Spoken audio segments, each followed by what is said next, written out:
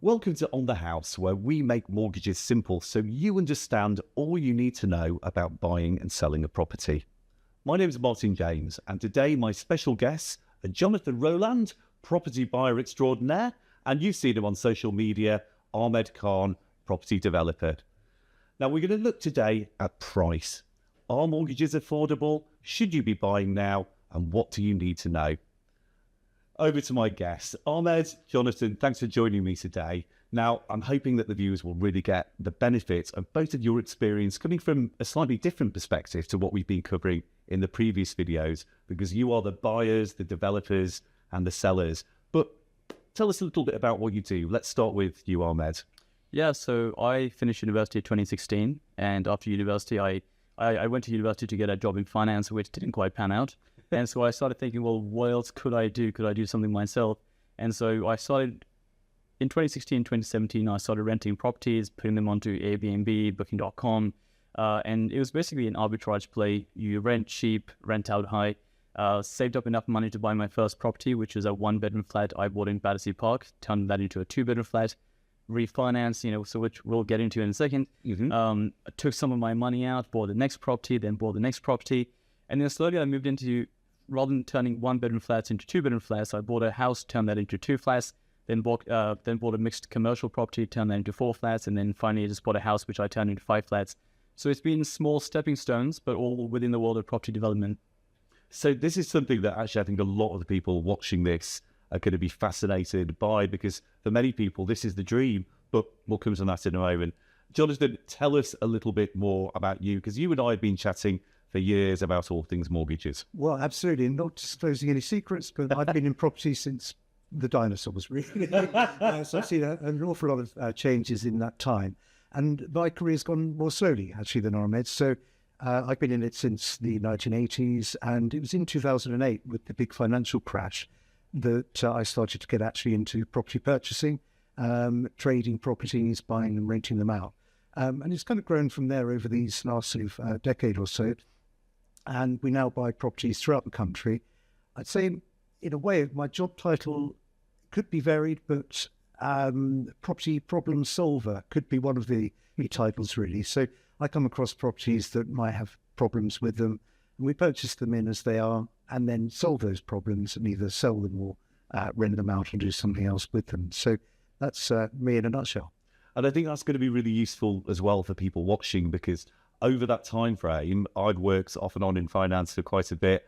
I've seen the highs and the lows as well. So actually, I think providing people with some reassurance about the good times and the bad times that will happen when you own properties over a lifetime will be really helpful. So we're going to look into kind of things like pricing, interest rates, and what you can expect when you actually purchase a property, along with a few things to watch out for. But let's start with some kind of simple things just to kind of put people at ease, because I know that people will be watching this, Ahmed, and thinking, well, I'll never be able to do what he does. How did you first get into this? How did you start with your very first property? Yeah, well, I mean, like I mentioned before, I started by having an Airbnb business, and I saved up a lot of money from that business, which I then used as a deposit for my first property. But to your point, I think one of the misconceptions, especially when it comes to finance, is a lot of people message me on Instagram and social media, and they say, well, I only earn £30,000 a year, £40,000 a year, so how can I buy a property which is £300,000, £400,000? And the misconception is that when you buy a property to live in yourself, that's based on your income. But when you buy an investment property, it's not necessarily based on your income, because as long as the rental is more than the mortgage, then the bank will lend you that money. So a lot of the times people think, well, how can you buy 5, 6, 7, 8, 9, 10 properties, even though your income is capped at a certain amount? But I think that's what a lot of people are aware of, the fact that you can actually buy multiple properties as long as they're investment properties. So can we still bag a bargain, though? Is it still possible in this day and age to find a bargain? Oh, 100%. I mean, two properties I worked on last year. One of them was in Guildford, where we're based right now, and that was purchased for £135,000, and 6 months later it was worth £325,000. Wow! So that increased by £190,000, which is, I don't know, 130% uplift within the space of 6 months. Another property in Harrow last year, purchased for £152,000, sold 6 months later for £350,000. So I think as long as people have problems with properties, as long as properties deteriorate, you will always have those situations. A property is a physical thing which deteriorates over time. People who are selling them are humans, right? They might want to relocate to a different country. They might want a quick sale. There's a lot of human problems which come into it. If you're able to solve, and the property problems, if you're able to solve, then there definitely is scope for a huge value for sure. So I like the fact that you focused there on the human problems. We'll come back to that because I think that's a blocker for a lot of people. Sure. All I know is I'm looking out of the window here at Empowered Towers at Guildford and thinking, oh, maybe there's a bargain to be had. Jonathan, you've worked in mortgages for many, many years, and you know kind of the challenges that people face. Are there things that, with property values, reaching higher and higher levels, that you think are just stopping people who might actually qualify for a mortgage or home ownership from actually getting on the ladder? I think there are lots of things. I think the fear factor is a huge problem here. People are so wary of trying to find that perfect time to buy. So they'll be waiting for mortgage rates to come down. They'll be waiting for prices to come down, but they don't want them to come down once they own the property. Of course, they only want them to go up from there. So it's really just a case of thinking that, is it the perfect time? Probably not. Is it the right time for me? And that answer is almost always yes. There's an old saying in property that the best time to buy a property was 10 years ago. The second best time is now. That's without any kind of guarantees of what the future may hold. We don't know. But actually, particularly if you're going to live in it, it's a home of your own. You're not beholden to a landlord who may be increasing rents or decides to sell the property and you get turfed out. You're master of your own destiny. So if it's your own home, I would say that if you can afford it and it fits in with your lifestyle, you haven't got immediate plans to relocate or to move abroad or something like that, I'd say that now is the right time to buy it. But also, if you're looking to buy for investment, as Ahmed said, there are many, many opportunities out there to add value and enhance what other people currently own by buying it and maybe make yourself a profit in the meantime. So I think that's a really good point, because we've got two separate things here that we're talking about, really. One of them is actually buying a home to live in, to actually that you love.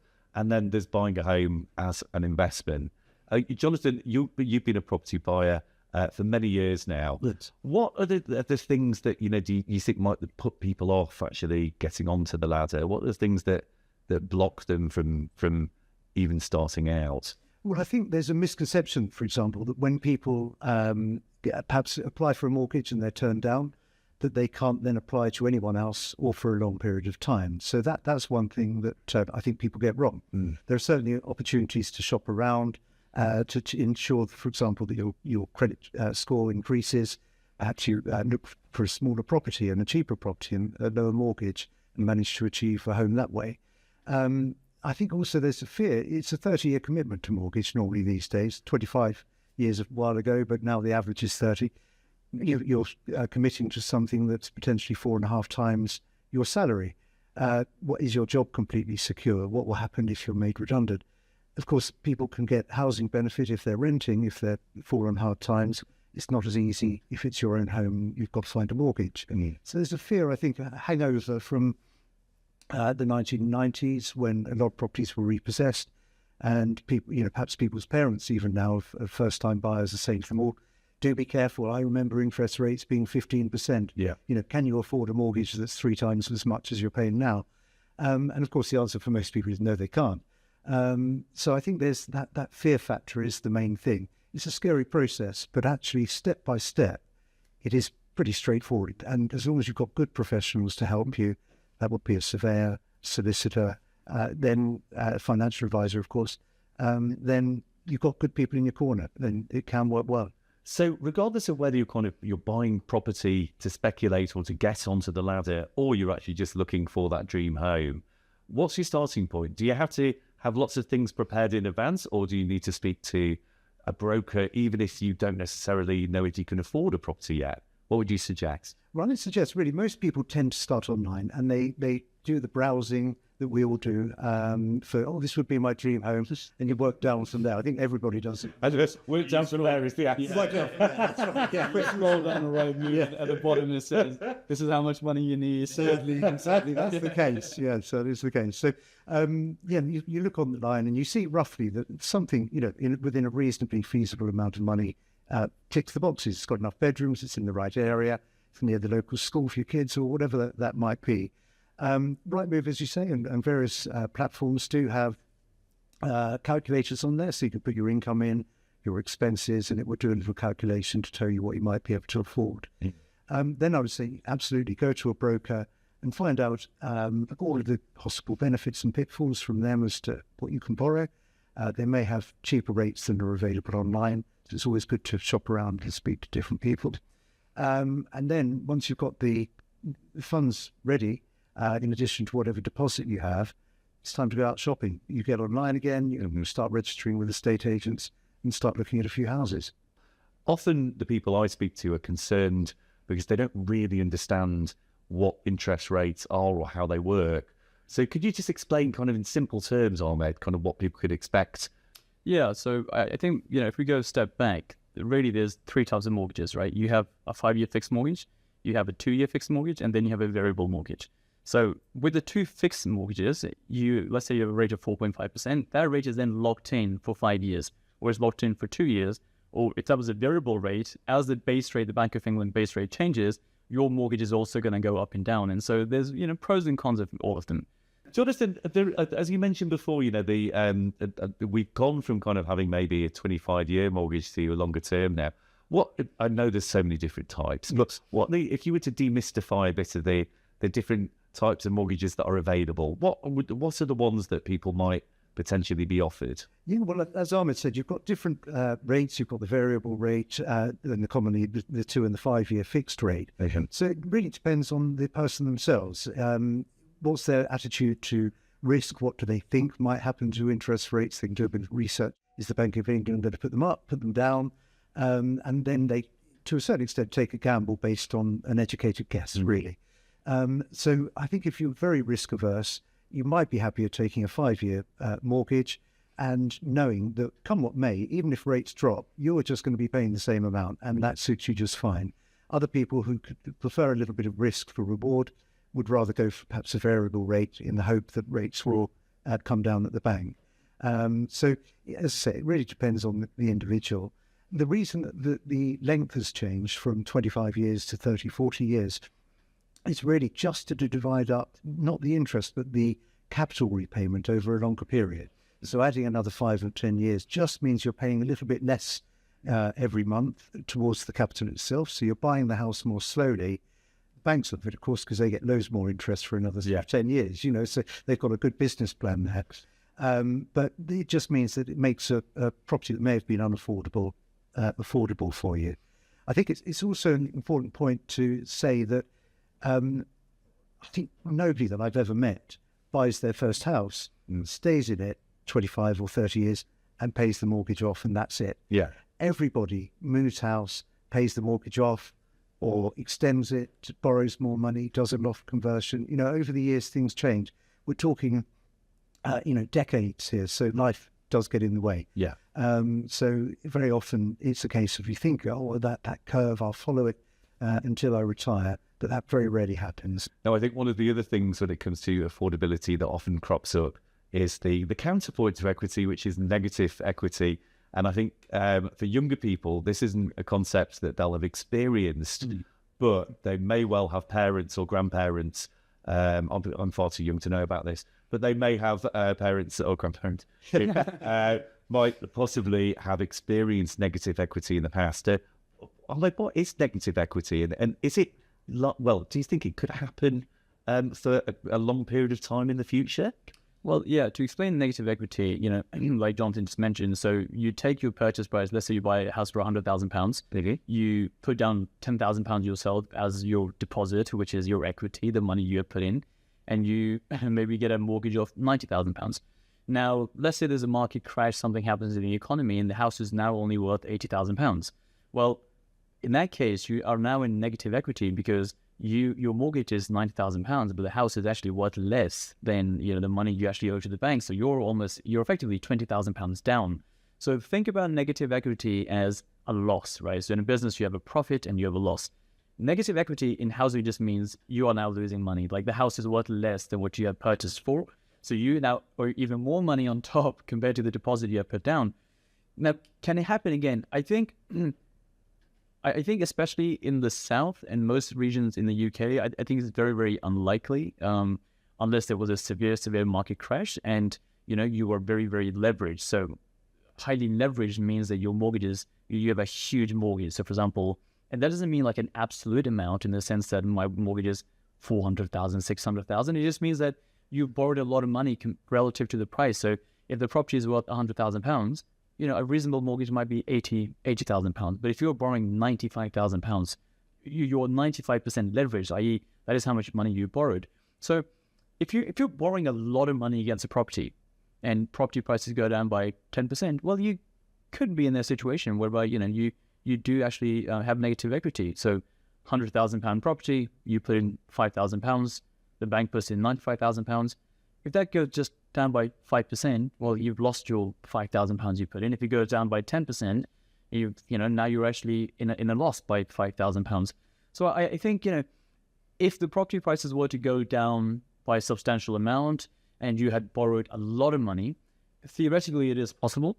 But I think people who are getting mortgages, which are, let's say 80% mortgages, 75% mortgages, property prices would have to take a huge, huge dip in order for you to be in negative equity. And even 2008, which was the biggest housing crash I think that we've had probably in recent times, on average, property prices went down around 16%. And that was a huge, huge housing crash.